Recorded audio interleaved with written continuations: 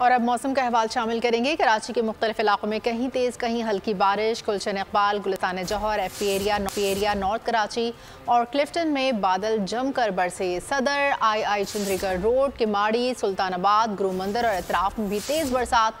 लियाकताबाद में हर तरफ पानी ही पानी। मानसून को रोज़ तक वक्फे वक्फे से बादल बरसाता रहेगा। महकमा मौसमियात के मुताबिक 4 से 6 अगस्त के दौरान फिर शहर कायद में अच्छी बारिश का इम्कान है। मज़ीद जानते हैं नुमाइंदा बोल न्यूज़ साद शरीफ से। जी साद शरीफ।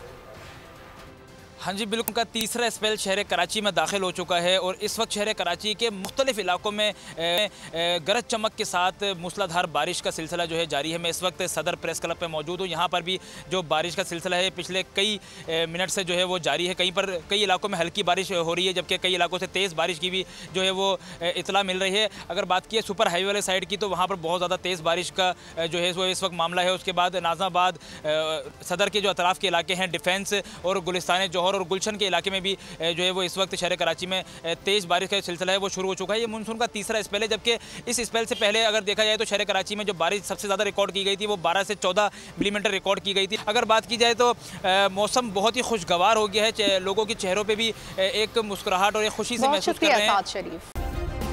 सब्सक्राइब करें और बेल दबाएं ताकि कोई खबर रह न जाए।